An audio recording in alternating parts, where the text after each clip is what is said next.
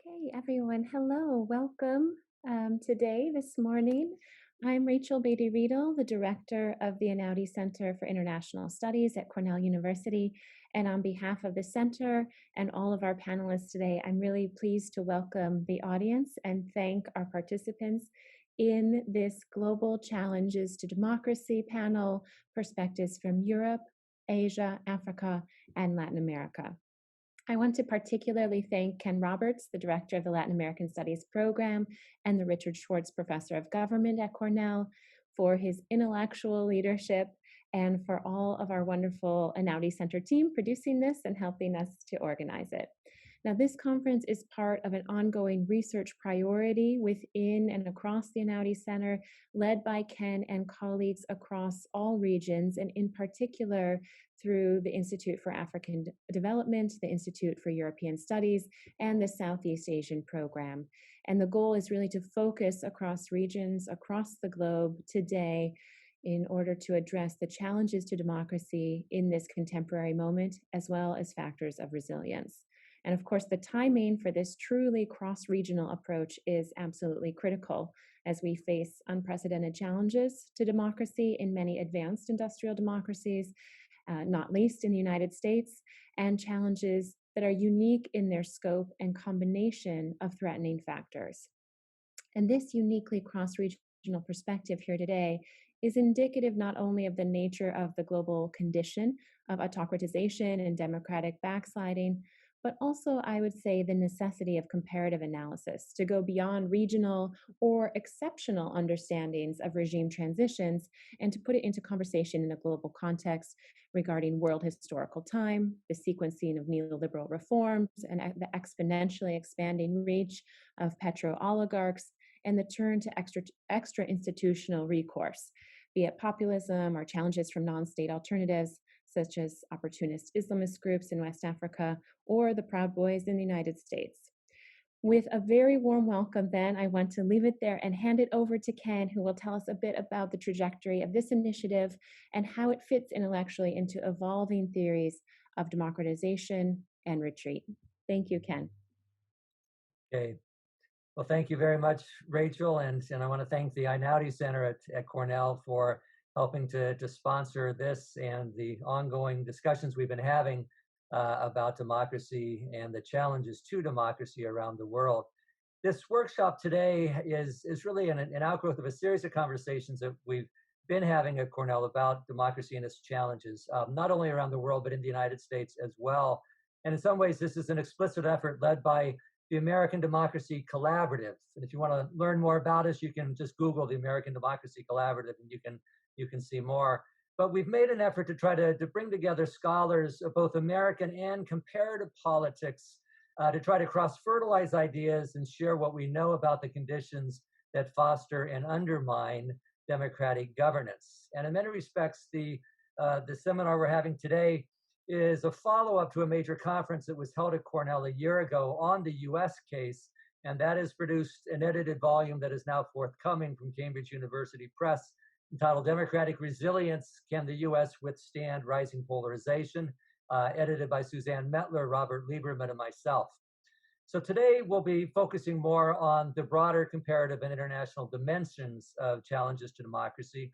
We'd originally planned to do this with an on-campus conference earlier in May for obvious reasons that had to be put on hold. But we envisioned this in particular as a dialogue between scholars who work on challenges to democracy in post-communist Europe, as well as other regions of the world. And part of the initial inspiration for this, I should mention, was an effort by some of us to try to celebrate and build upon the path-breaking contributions of our Cornell colleague, Valerie Bunce, upon her retirement. So you might say in some ways that this is a plot by Tom Popinski and myself to try to prevent Val from actually retiring, and that wouldn't be too far from the truth. But Val has been a preeminent figure in the study of regime change and democratization in post-communist Europe. And not to mention, she's been an invaluable mentor for many of us who are participating in this workshop, both from Cornell and elsewhere. So we saw this as an opportune moment then to try to pull together specialists from different world regions who can help us understand why is it after a generation of democratic advances in much of the world, we seem to see democracy in retreat in many different countries today, including countries that are widely recognized to be showcases or trendsetters, democratic leaders in their respective world leaders, whether it's Poland and Hungary in Eastern Europe, Brazil and Venezuela in Latin America, India and the Philippines in Asia, or the United States itself. Right, so ultimately, we're trying to understand then, why do we see patterns of so-called democratic backsliding, often led by actors who compete in the democratic arena and win popular support? They often win elections, but they employ democratic institutions to undermine democracy itself. So in other words, we're trying to understand what you might think of as a democratic path to autocracy or authoritarian rule. But at the same time, we also see popular movements in many countries that are trying to deepen or extend democracy or to make democracy more inclusive or representative. So you see countervailing pressures on both sides. And what we really try to want to try to understand is how those countervailing pressures are leading us to try to rethink what we think we know and what we've learned about democracy over the course of studying the so-called third wave of democratization over the last 40 or 50 years. So ultimately, at the beginning today, we're going to have this public webinar with a roundtable discussion by Cornell specialists who work on 4 different world regions. We're going to start with Val Bunce, who specializes in post-communist Europe, and then we'll go to Tom Popinski, who works on Southeast Asia, and then Rachel Beatty-Riedel, who works on the African cases, and then myself, I'm a Latin Americanist. And so we'll give perspectives from our different world regions, and then we'll open it up to have a little bit of time, hopefully, for questions and answers before we have to break. So I'll stop there. I'll turn it over first to Valerie Bunce and give her the table. Okay, good morning, everybody. Thank you for showing up, and thanks to Ken and all these wonderful people that have played such an important role in my life as well as to this project. I'm going to focus my comments really on, and Ken's comments provided a nice introduction to it, on 3 countries that are not usually paired together. And that is Poland and Hungary. These are 2 countries that I have worked on for 50 years. In addition, the United States, a country I've lived in for 71 years. Now, obviously, these 3 countries have virtually nothing in common, but they do have some key things in common that I want to highlight. And one is, what Ken said, they were really viewed as the exemplars of democracy. Poland and Hungary, all of us had made a lot of mistakes early in the transition from communism, but we all bet a lot of money on Poland and Hungary as being the countries that had the really strongest cases for a successful transition. The United States, obviously, is an exemplar because it's one of the world's oldest democracies. But the issue is that, secondly, these are all so-called consolidated democracies that are deconsolidated, which, of course, sheds some question on the issue of consolidation as a concept.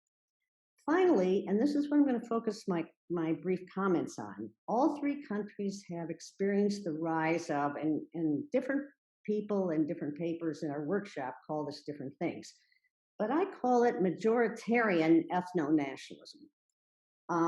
But to put it succinctly, nasty nationalism.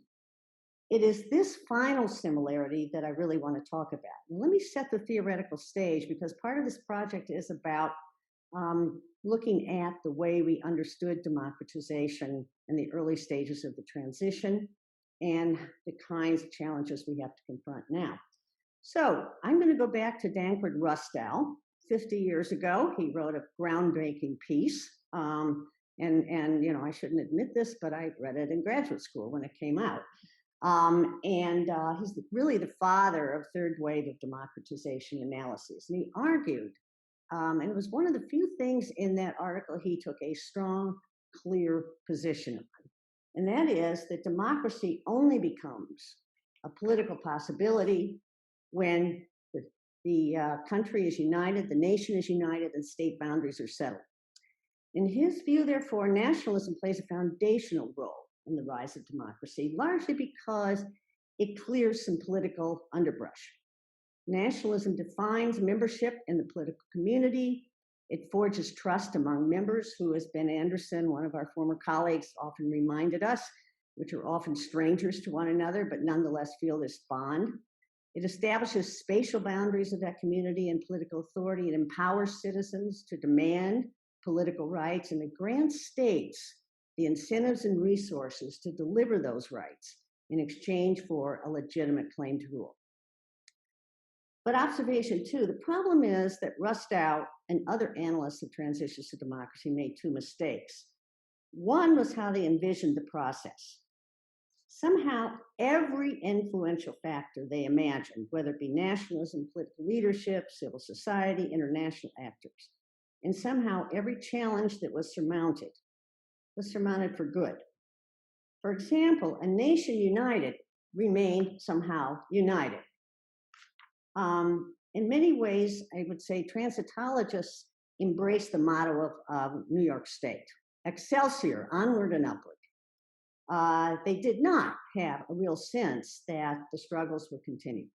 The other problem is that they did not seem to understand that nationalism, and mind you, I focus on it as a question of nationalism in part because I'm an Eastern Europeanist, and we spend most of our time worrying about and thinking about questions of nationalism. But at any rate, nationalism and struggles over the definition and the rights of the nation do not end or stay put once the foundations of democracy are laid. Marx's succinct description of capitalism, my favorite part of Marx, it's restless, can also be said of nationalism. It exploits every opportunity provided by the political environment, and nationalism takes many forms, with only a few of those supportive of democratic politics. As a result, nationalism has many different forms that it takes. The nation or the political community can be based on shared principles. These don't have to be democratic. For example, building the new Soviet man in the good old days of communism.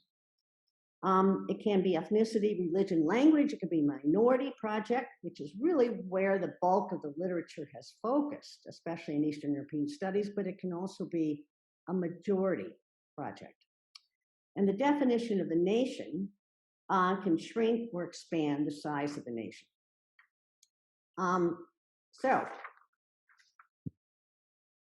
The nation, some of the definitions of the nation can be defined in opposition to ethnic minorities at home. They can be defined in a whole bunch of different ways.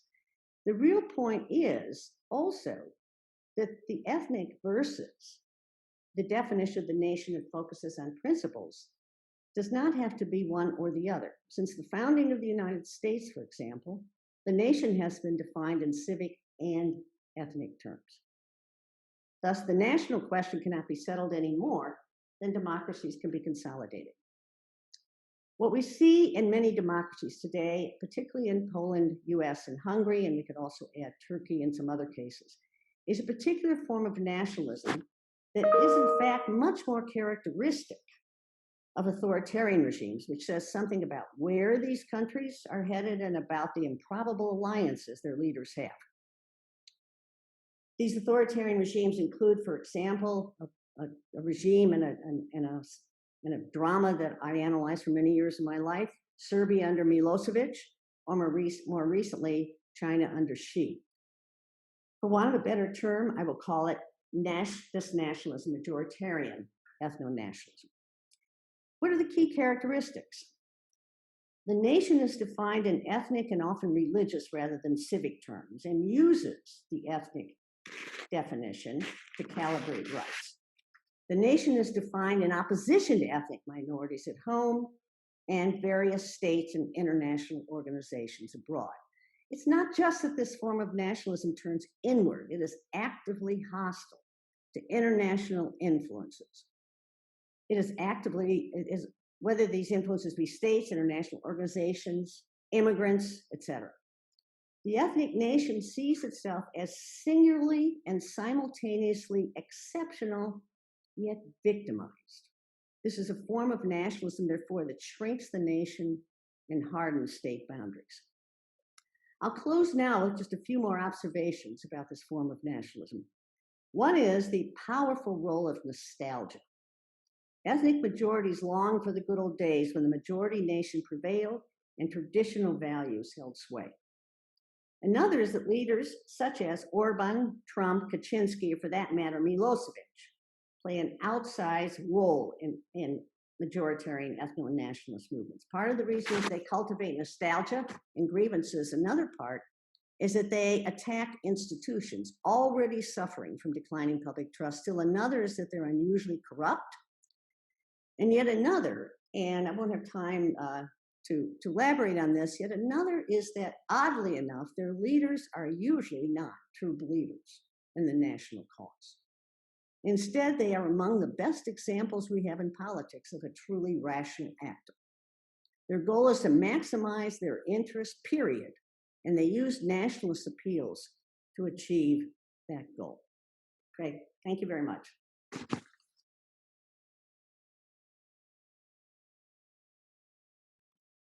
All right, everybody.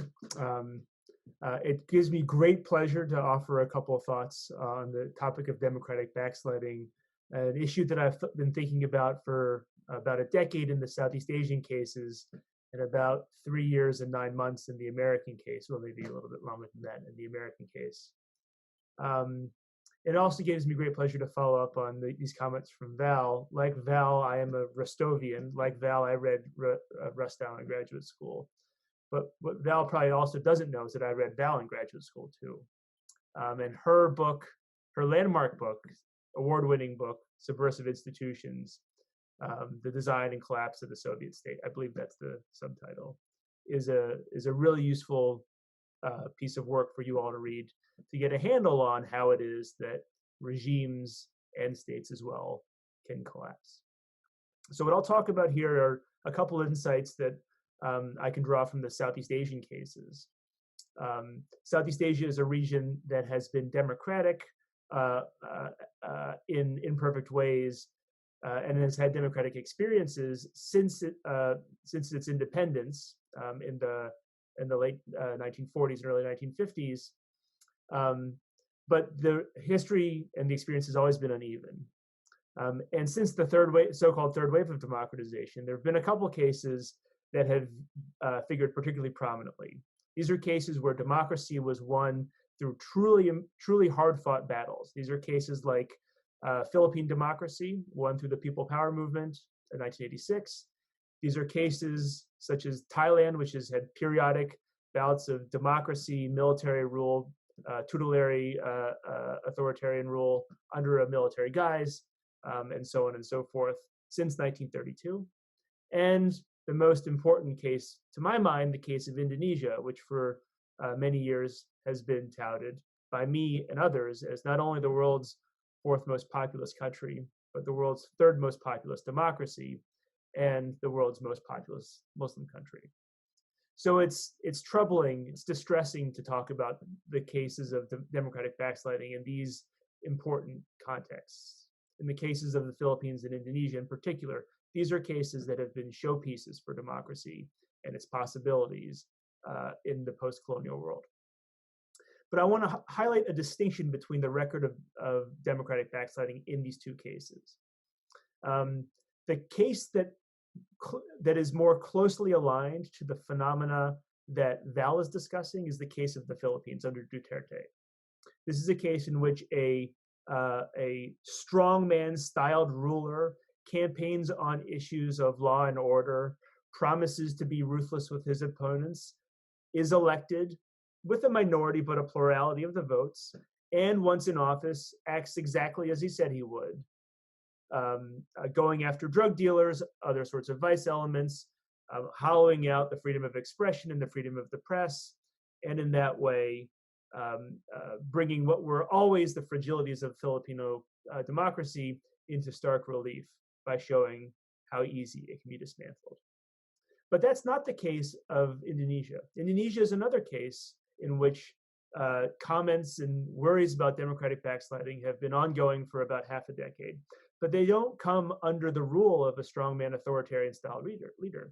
They come under a mild-mannered, what my colleague Marcus Mietzner has called technocratic populist, a former furniture seller from a small regional town who exploited his outsider status to rise to authority and to the presidency on a record of good governance, capable governance, and being the exact opposite of the rich oligarchs and insiders who trade on their military careers and family connections in order to rise to authority. Yet, nevertheless, under Jokowi, Indonesian democracy is corroded, and it's corroded by using tools that were already there but had not been used to restrict competition, to restrict criticism, and to regulate individual lives in ways that are plainly constitutional in my mind by my imperfect read of the Indonesian constitution, but nevertheless fundamentally illiberal. These are practices such as aggressive regulation of religious expression, not to say that one cannot be a Christian or that one must be a Muslim, but that there is only one way to be a Muslim. And the rights of the collectivity of Muslims and Christians must be protected at the expense of the rights of the individual Muslim or Christian. This happens through regulation of the internet, of technology, of communication, often under the reasonable argument that social media allows rumors to spread in ways that are truly dangerous. And so it must be controlled. And in doing so, the government finds itself with a tool that can be used by actors who are not Democrats or do not have democratic instincts in order to clamp down on protest, to make criticism difficult, to restrict the spread of information that might be damaging or that might be worrisome from the government. So this is a more insidious form of democratic backsliding. It's still plainly the case that one becomes president of Indonesia by winning an election.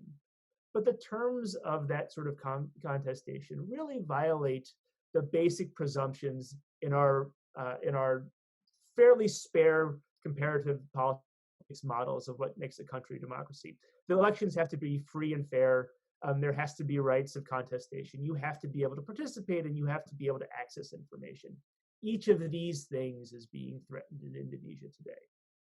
So it's easy to look at the Southeast Asia region today and be disappointed. There are no great shining examples of democracy in the region right now.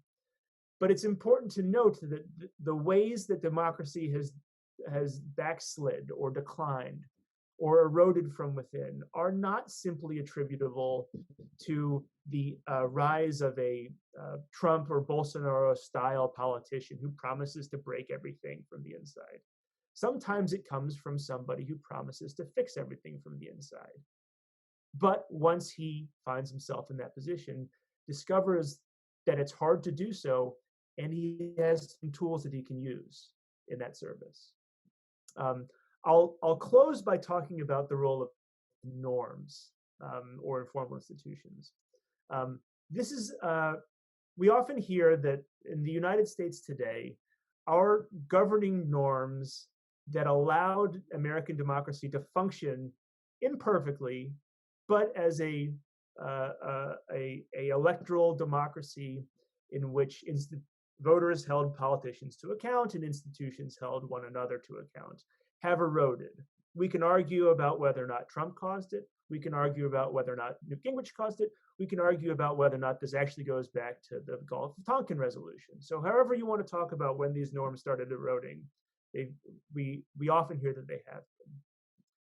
We have to remember that no institution, no constitution is self-executing. There is no government, there's no contract you can write that makes democracy work on its own. Every institution is run through norms that tell us how to interpret what the rules really say and how we ought to act. What does it mean to act in accordance with them?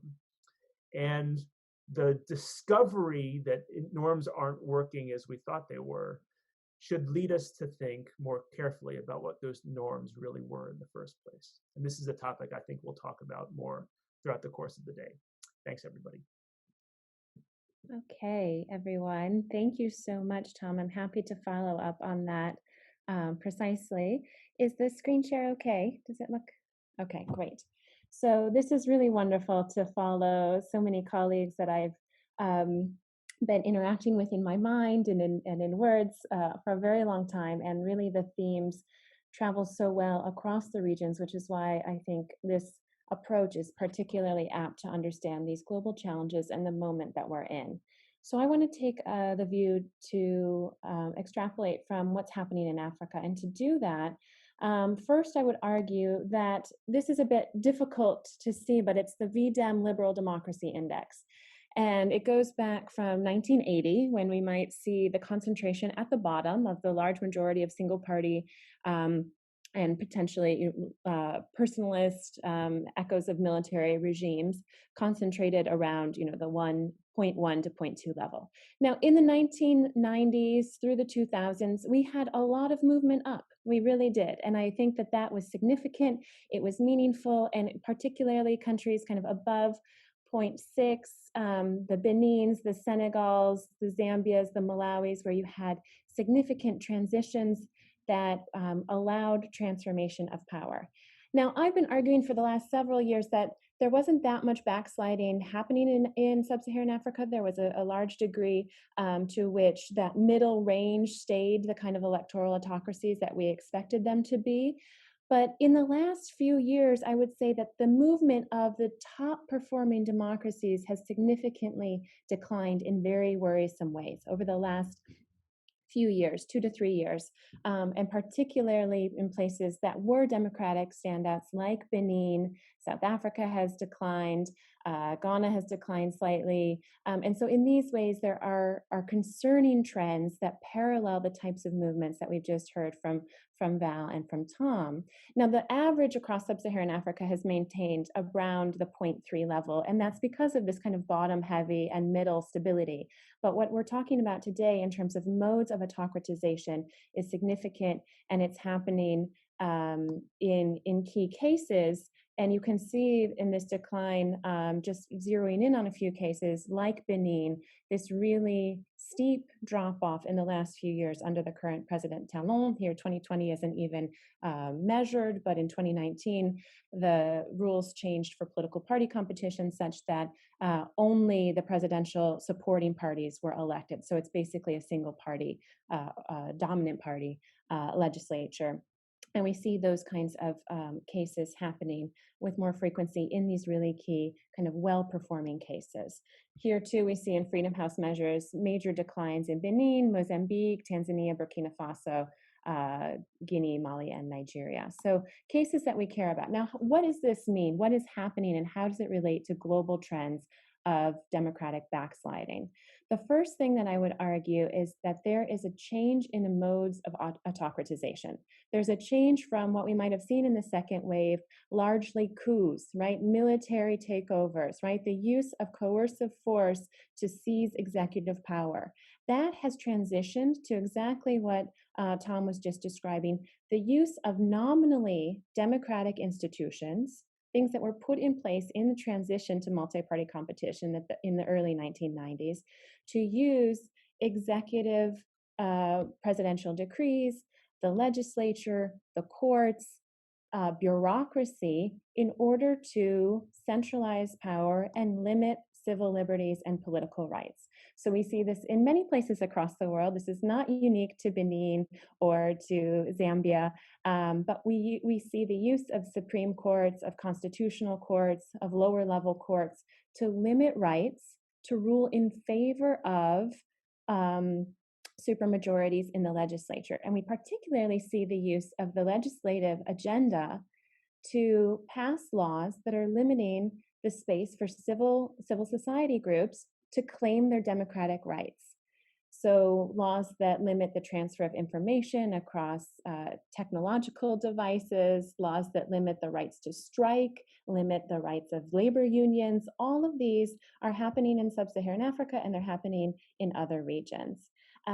We also see the rise of the kind of bureaucratic agency of the state being put to use for an autocratic, centralized kind of management style president, creating shadow states or parallel states that are unaccountable to the population.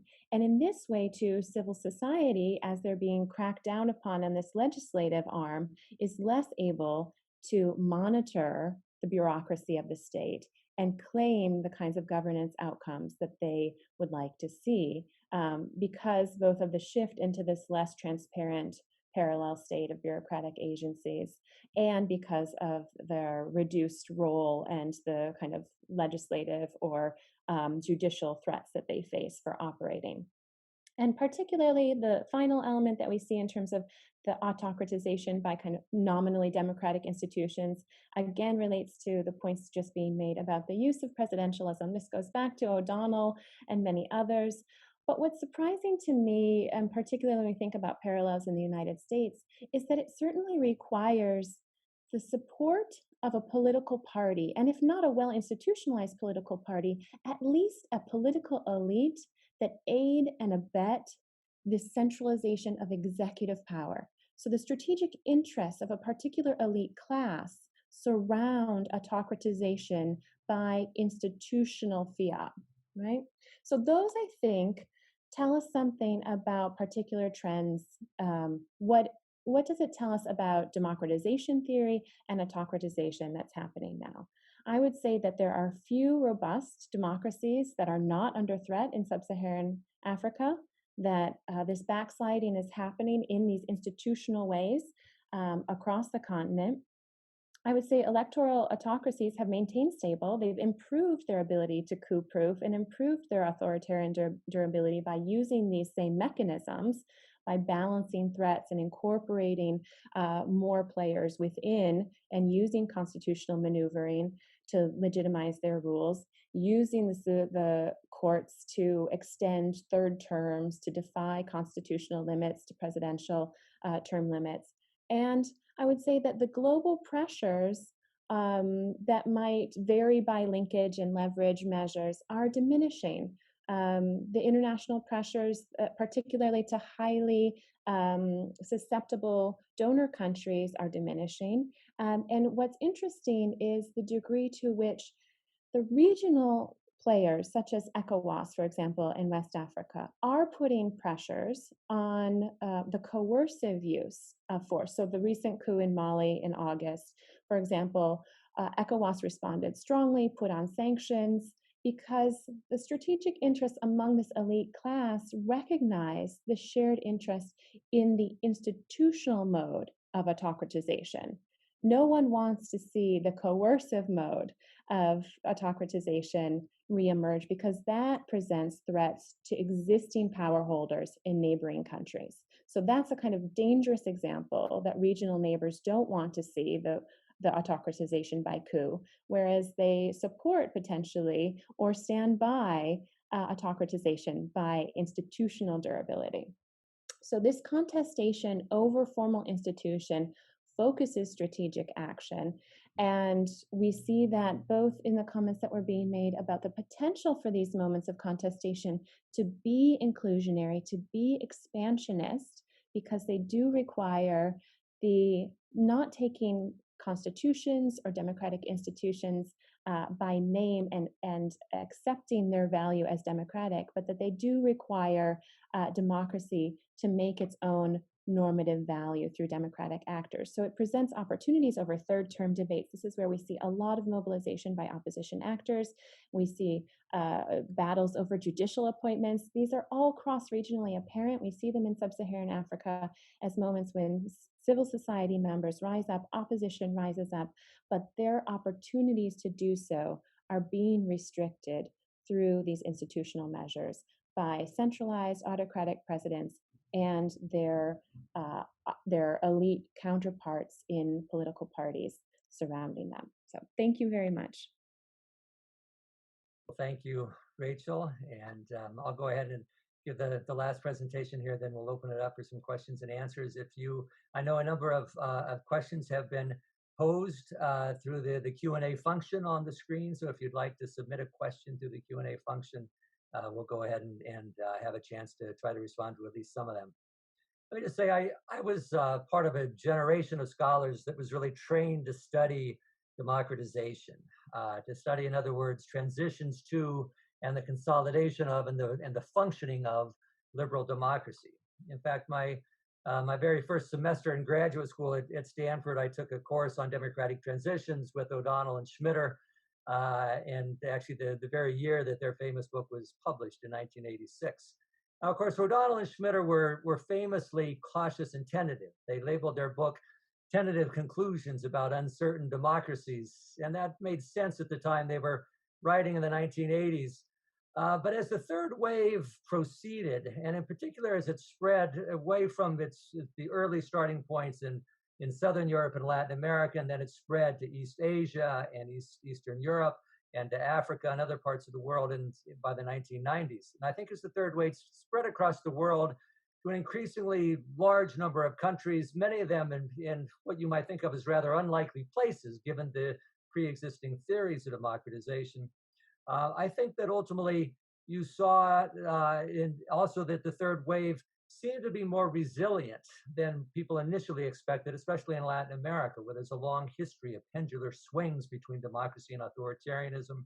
And as democracy proved to be relatively resilient and durable in Latin America in the 1990s, and I think at that time period, there was a shift in the way in which a lot of comparativists began thinking about democratization processes. And I think there was a movement away from the initial cautious, tentative approaches towards a tendency to think of democracy as being somewhat linear or unidirectional in its form of political development, as being rather teleological in the sense of having a well-defined endpoint.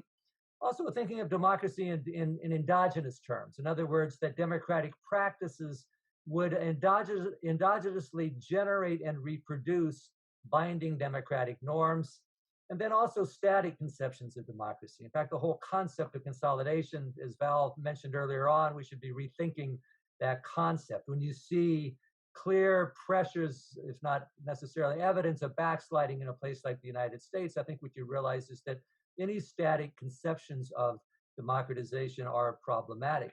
Now, I think the work on competitive authoritarianism provided some correctives to some of these problematic ways of thinking about democracy. But I think what we see in recent times with the widespread forms of backsliding, especially in the democratic showcases, cry out for a new reassessment, some of the ways in which we think about democracy. I think it's not at all surprising that we would find autocratic figures in democratic regimes. I think a lot of us anticipate that. But what I think is more surprising is to see high levels of electoral support for some of the autocratic figures, to see civil or what you might think of as uncivil society organizations that mobilize behind autocratic projects and in support of autocratic projects. And then I would argue shocking levels of collaboration by co-partisan enablers who help or enable autocrats to capture and repurpose regime institutions. So as I think about democracy, increasingly I've come to try to think of democracy more not in linear or endogenous or teleological or static terms, but to think of democracy more in dialectical terms. Dialectical terms in particular that I think have two hallmarks. One would be contingency, and the other contestation. In other words, to think of democracy as a set of contingent institutional arrangements in a field of perpetual contestation between countervailing forces, some of whom seek to expand democratic inclusion and competition, and others who seek to restrict democratic inclusion and contestation. And I think you can see that dialectical process at work in the United States in recent decades. In many respects, the achievements of the civil rights movement, the women's movement, the gay rights movement has been met, it's elicited in many respects a counter-mobilization from conservative religious and ethno-nationalist currents in American society that are basically seeking to roll back democratic inclusion and contestation. At the same time, those efforts to roll back democratic inclusion have led to new mobilization on the part of groups which try to deepen or extend democracy and to reform the institutions that restrain popular majorities. So as I look forward over the next 6 months in the United States, I don't know whether 6 months from now we're going to be analyzing democratic backsliding towards some form of competitive authoritarianism in the United States, or whether we'll be analyzing a new democratic breakthrough and the kinds of institutional reforms that might emerge coming out of the current period. What I think is unlikely is that we're going to have some sort of return to the status quo ante, in other words, to the democracy that Joe Biden was formed in. I think it's unlikely we're going to return to that, but I don't know in which direction we're going to go coming out of the current crisis in American democracy.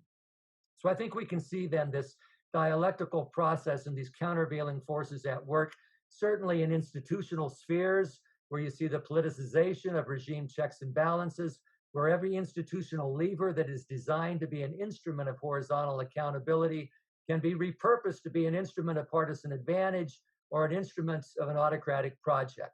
And you find this in particular, as Rachel mentioned, where you have a disciplined ruling party that is able to coordinate across different institutional fields, from the executive to the legislative branch, to the courts, to investigative agencies, to electoral bodies, to the media, et cetera. And we've seen this often in Latin America with the rise within democratic regimes of political parties and actors who don't necessarily govern by democratic mechanisms.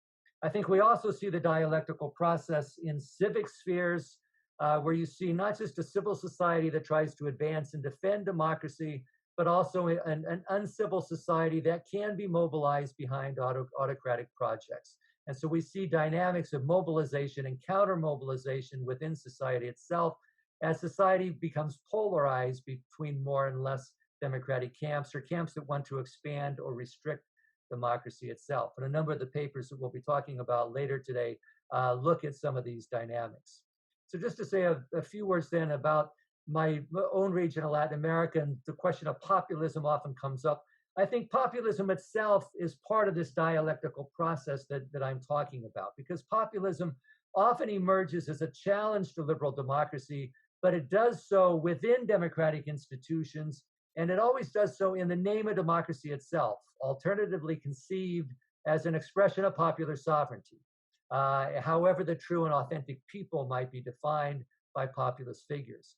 So in Latin America, we've seen populisms of the left that rose up, for example, Hugo Chavez in Venezuela, the early 2000s, arising very much in response to the failures of the existing democratic regime, the limitations and failures in levels of political corruption and the convergence of mainstream political parties around a neoliberal model without giving real programmatic alternatives for a democratic competition.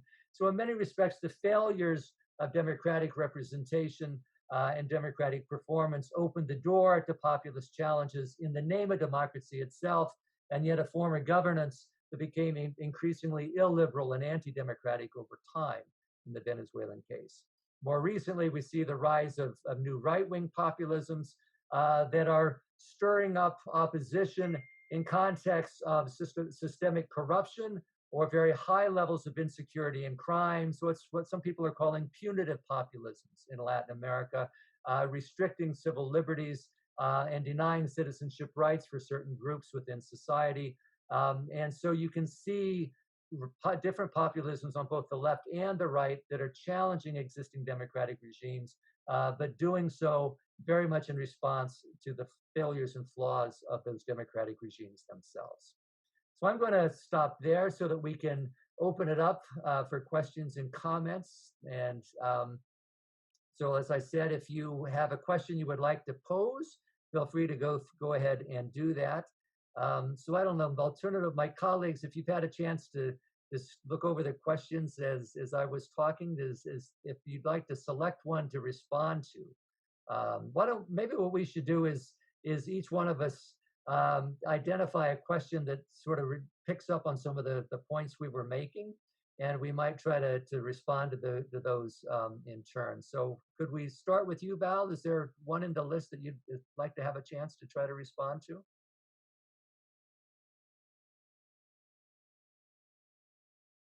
Val, I think you're still muted.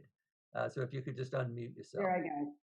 So I wanted to respond to a former student, Rachel Epstein, who asked a question about the whole question of the supply and demand side of nationalism as well as populism. In other words, how much of this is about mass publics and what they want versus how much of this is about the kinds of political leaders that want to cultivate these kinds of challenges to democracy. And I guess the thing, and I don't have the answer to this, but I'd love to hear answers from other members of this group, I mean, when I look at the public opinion data I know best is Russian public opinion. And what's really striking there is that Russians maintain a commitment to democracy. They see Putin as kind of a small detour that they can move away from. So it isn't that they're anti-democratic, it's that they're pro-political order. And I know all of us are saying, yeah, but we know what political order means.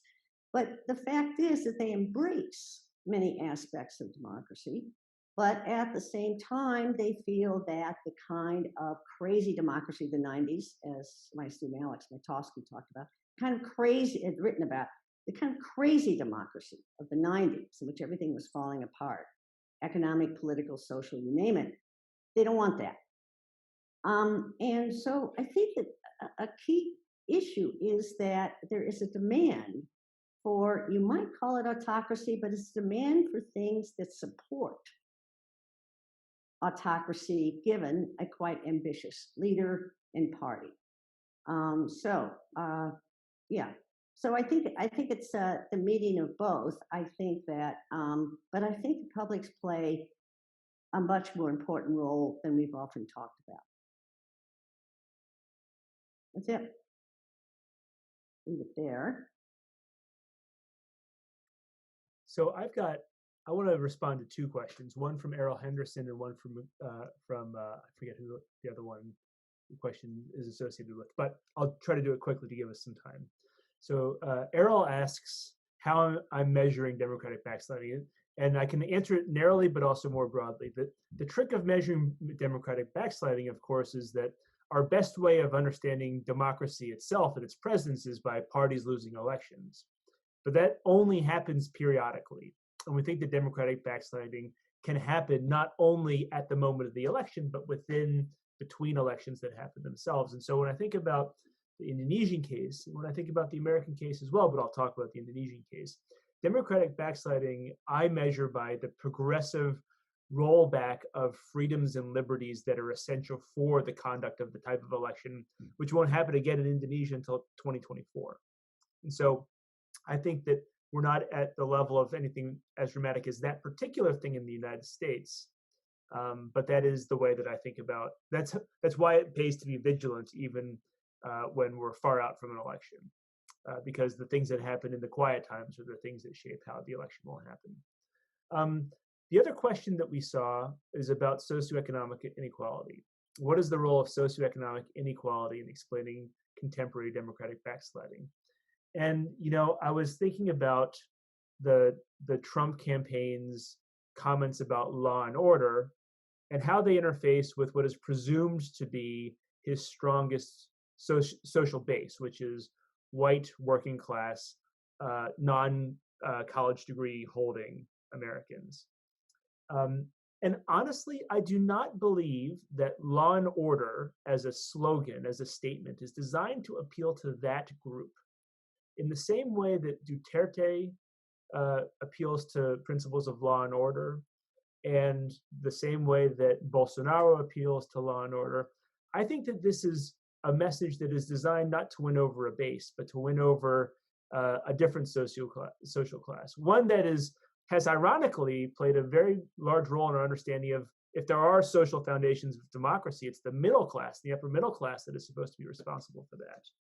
And yet the law and order messaging that we hear, I think, is targeting exactly that: white suburbans, people who don't live in Portland but fear that Portland might come to them. And I think that is the sort of the socioeconomic inequality here plays not the standard role that we think of, the way that the middle class plays a role in democratization. But one of the fundamental lessons from studying the politics of Southeast Asia is that the middle class is not essentially democratic. It is essentially in favor of order. And it can get that under democracy, and it can get that under dictatorship.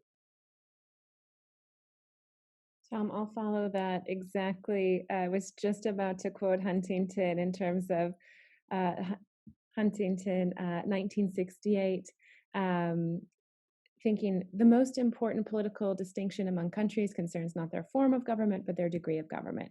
And when we think about inequality here and the degree of stateness, the degree of countries to provide political order across their national territories, across different groups within society, in different parts of the country, across different class distinctions. That wanting is at so much of the kind of either support for anti-democratic parties or utilization of potentially democratic institutions in non-democratic modes, and the centralization of power. And so that relates, I think, to Sabrina's question about how we might think about the connection between democratic decline and the potential for political violence. Because in this wake of lack of state control, lack of the provision of order, then the option goes to either potentially support an autocratic president and enablers who potentially provide that, or to look to non-state providers, whether it be the Muslim Brotherhood in Egypt, whether it be the organizations potentially providing that in the north of Burkina Faso in terms of civil society groups that have formed up vigilante kind of protection rackets against Islamist groups operating there. And so the way in which the belief in the inability of democracy and the democratic governance to provide order leads to, I think, the potential for insecurity in important ways, which then only exacerbates the kind of bottom-up demand for an alternative solution. Thank you.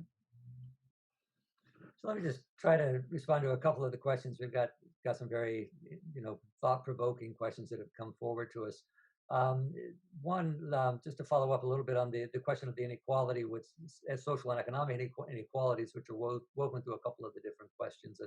And certainly, I think in many respects, this feeds into some of the dialectical challenges that I talked about. And it's one of the factors that plays into the failures and limitations of existing democratic regimes. And this is, I think, one of the problems with thinking of democracy in static terms as a set of institutions that begin consolidated, is that any democratic regime is built upon a set of compromises and trade-offs that have been made along the way.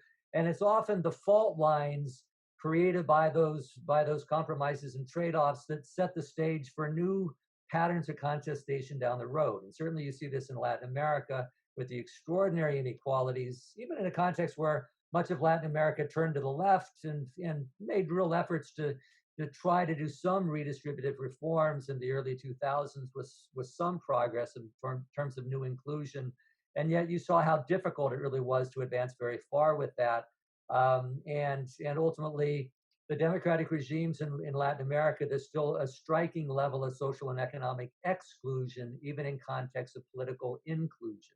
And I think it's along those fault lines where you see a lot of political mobilization and contestation taking place. And then just also a comment, Rob Lieberman had a great question on whether we can think of any good examples where the co-partisans, rather than collaborating and enabling autocrats, whether they actually restrain them. I have to confess, I'm finding it difficult to come up with good examples. What's more striking to me is the number of actors, including political parties that we think of as mainstream democratic political parties. Fidesz in Hungary, the Republican Party has been a pillar of the U.S. establishment for 160 years or whatever it is now. And somehow it's been turned into an instrument of an autocratic populist project. And there's much more to that story than just Trump. I think Trump is the tip of the iceberg to that story. But what's striking about it is the ability of autocrats to transform institutions, including parties that we think of as democratic actors, and to find enough enablers and collaborators and sycophants within those institutions that they'll play along and become instruments of an autocratic project. And you see this repeatedly. There's a lot of it in the region that I study. You see a lot of this, I think, in Eastern Europe. And I think there's striking evidence of it in the United States today. So if any of my colleagues can think of a good example where you do see a party really restraining an autocrat, I'd love to hear it. I did want to come in on that because I think it's a great question and one that has really, been occupying our minds in terms of what are the potential levers, to support democracy and to limit these autocratic moves. And the ways in which I've seen internal party contestation, let's say it's often generational, from the next cohort of party leaders who say, this president has served a lifetime, it's our turn.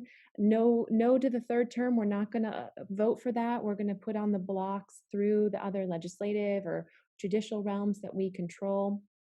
So I think a lot of it can come from within the party, where the party itself controls who will be the inheritor, right? So it's not so much looking to voters in terms of who will be acceptable to voters or who will be able to carry or mobilize the base, but the internal party dynamics where that is the case. Yeah, I also think, Graham, I mean, I agree with you, Rachel, and I think the issue is that these parties often change prior to the rise of authoritarian rulers within them.